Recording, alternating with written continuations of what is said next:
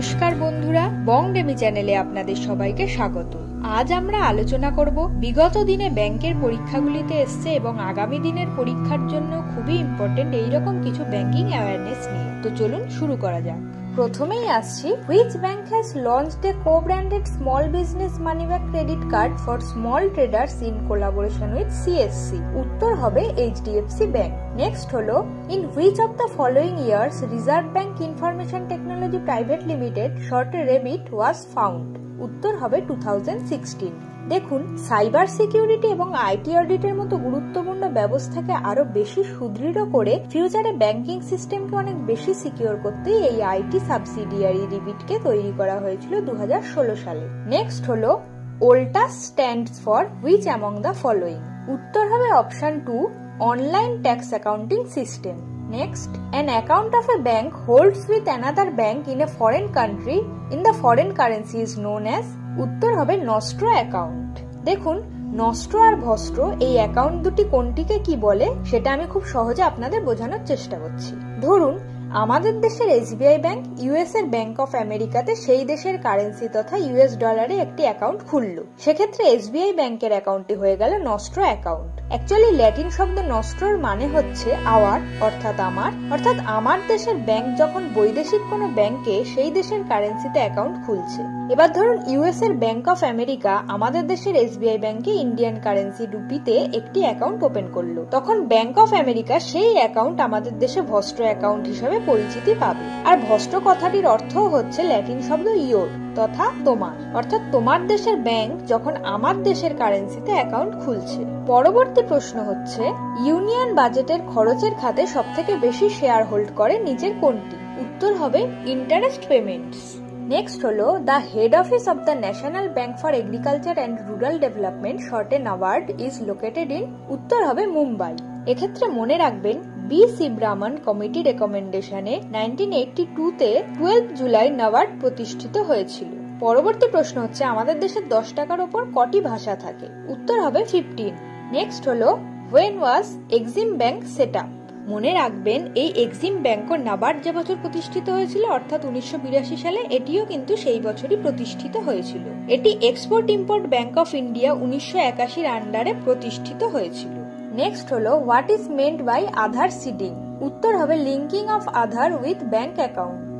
চলে আসছি পরবর্তী প্রশ্নে, which of the following is a formal source of credit? উত্তর হবে কমার্শিয়াল ব্যাংক।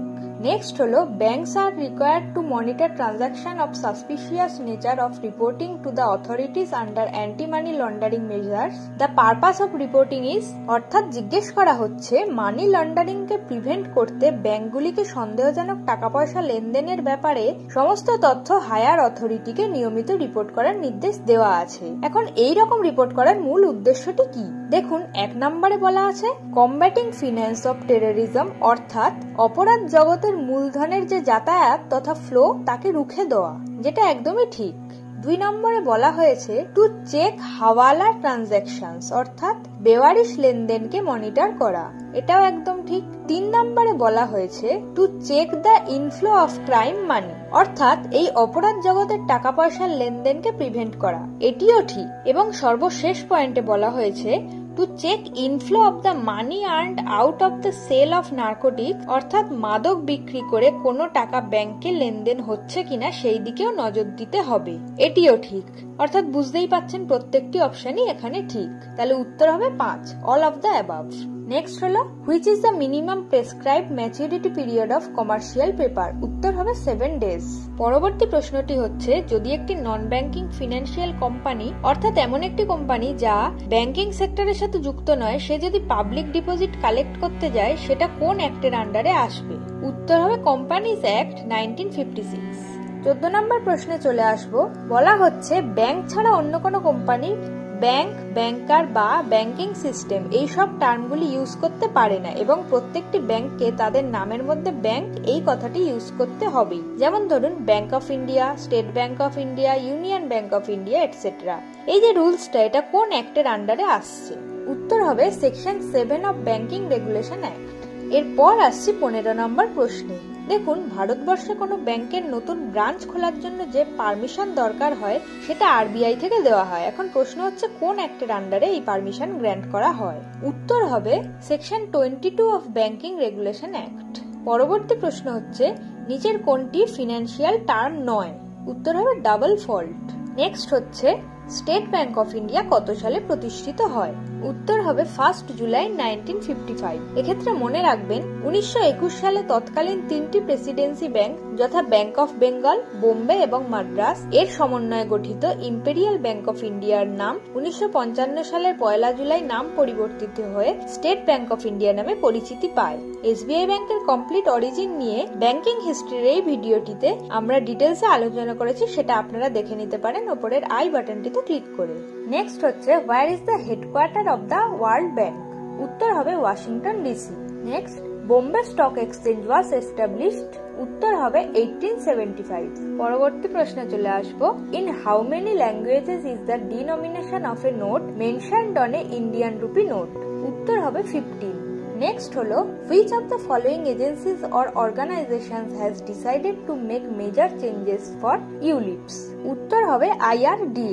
এক্ষেত্রে মনে রাখবেন ইউলিপ এর ফুল ফর্ম হচ্ছে ইউনিট লিঙ্কড ইন্স্যুরেন্স প্ল্যান, যেটাকে বেসিক্যালি লাইফ ইন্স্যুরেন্স আর ইনভেস্টমেন্টের একটা কম্বিনেশন হিসেবে ধরা হয়।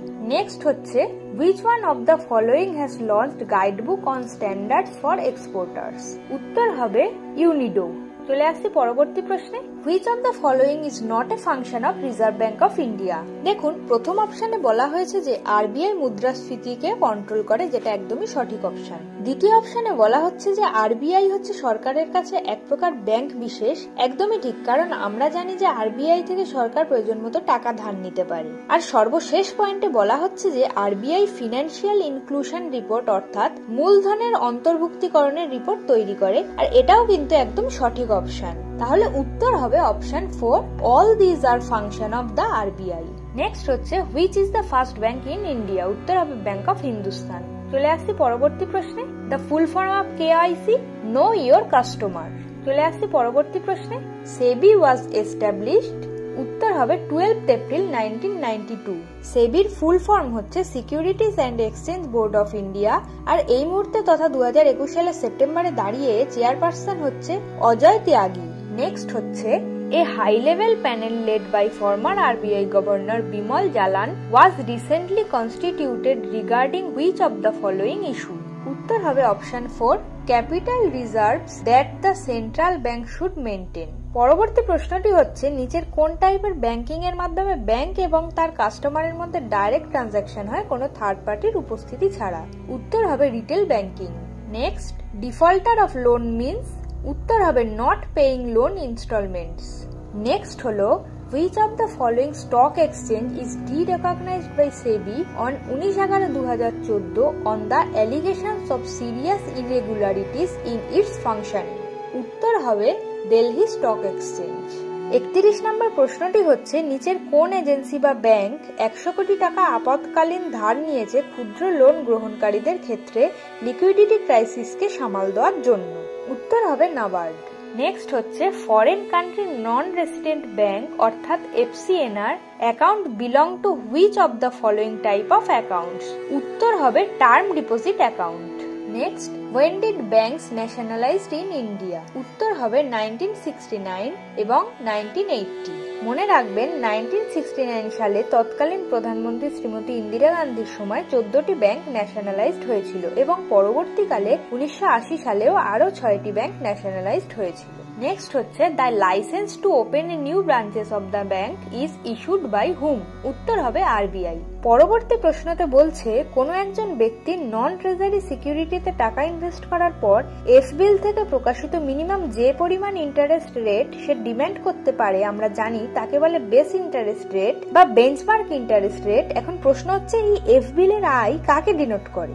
দেখুন, এফবিল এর ফুল ফর্ম হচ্ছে ফিনান্সিয়াল বেঞ্চমার্কস ইন্ডিয়া প্রাইভেট লিমিটেড, অর্থাৎ আই ডিনোট করছে ইন্ডিয়াকে। তাহলে উত্তর হবে ইন্ডিয়া। নেক্সট হচ্ছে fill in the blanks. Dash is a product for which demand increases as the price increases and falls when the price decreases. উত্তর হবে given goods. দেখুন এই ক্ষেত্রে আমি বিভিন্ন রকমের গুডস সম্পর্কে খুব ছোট করে বলে দিচ্ছি। আমরা আমাদের প্রত্যেক দিনের জীবনে যে বিভিন্ন রকমের জিনিসকে ইউজ করে থাকি সেগুলিকে এক কথায় বলা হয় গুডস বা বাংলায় দ্রব্য সামগ্রী। এখন এইরকমই কিছু গুডস আছে যাদের প্রাইস তথা দাম যদি বেড়ে যায় আমরা সেই সমস্ত জিনিস কিন্তু কম কিনতে থাকবো, আবার সেই রকমই কিছু গুডস আছে যাদের দাম যদি কমে যায় তখন আমরা সেগুলিকে আরো বেশি পরিমাণে কিনতে থাকবো। অর্থাৎ দাম ডিমান্ডের উপর ভিত্তি করে নিয়মিত দ্রব্য সামগ্রীকে কয়েকটা ক্যাটাগরিতে ভাগ করা যায়। প্রথমেই আসছে নর্মাল গুডস। যেমন ধরুন আমরা যদি বেশি টাকা রোজগার করতে শুরু করি সেক্ষেত্রে আমরা বেশি জামা কাপড় কিনি বা বিভিন্ন হোটেল রেস্টুরেন্টে বারবার খেতে যাই। অর্থাৎ আয় বৃদ্ধির সঙ্গে সঙ্গে যে সমস্ত বস্তুর ডিমান্ডও বেড়ে যায় তাদেরকে বলা হয় নর্মাল গুডস। আবার দেখুন কিছু দ্রব্য আছে যাদের ডিমান্ড কিন্তু মানুষের ইনকাম বাড়ার সাথে সাথে কমতে থাকে। সাপোজ ধরুন জোয়ার বাজরার মতো যে খাদ্যগুলি আছে সেগুলি কিন্তু একটু মধ্যবিত্ত বা যে মানুষটি একটু বেশি রোজগার করছে সে কিন্তু সাধারণত জোয়ার বাজরা না খেয়ে চাল গমের মতো খাদ্যশস্যে মুভ করে যায়। এইরকম দ্রব্য সামগ্রীকে বলা হয় ইনফেরিয়ার গুডস। এই ইনফেরিয়ার গুডস এর একরকম ক্যাটাগরি হচ্ছে গিফেন গুডস। দেখুন নন লাক্সারি প্রোডাক্ট যেমন আলু, পাউরুটি, ভুট্টা, চাল এই সমস্ত জিনিসের কোনো অল্টারনেটিভ বা সাবস্টিটিউট না থাকার কারণে দাম বাড়লে কিন্তু মানুষের ডিমান্ডও বাড়তে থাকে, এটিকে বলা হয় গিফেন গুডস। আবার ধরুন এমন কিছু দ্রব্যসমূহ আছে যাদের মধ্যে একটির দাম কমলে বা বাড়লে অন্য আরেকটির উপর ইম্প্যাক্ট পড়বে। সাপোজ ধরুন গাড়ির দাম যদি বেড়ে যায় তাহলে মানুষ গাড়ি কিনতে চাইবে না, ফলে পেট্রোলও কম কিনবে। আবার অপরদিকে ধরুন পেট্রোলের দাম যদি বেড়ে যায় তাহলে লোক গাড়ি কম চালাতে থাকবে, প্রাইভেট কারের বদলে পাবলিক ট্রান্সপোর্টই বেশি ব্যবহার করবে। অর্থাৎ এই গাড়ি এবং পেট্রোলের মধ্যে দুটির ডিমান্ডই একটি অপরটির উপর নির্ভরশীল। এটা হচ্ছে কমপ্লিমেন্টারি গুডস এর উদাহরণ। নেক্সট হচ্ছে maximum loan amount that can be provided against shares of any companies. উত্তর হবে 10 lakhs.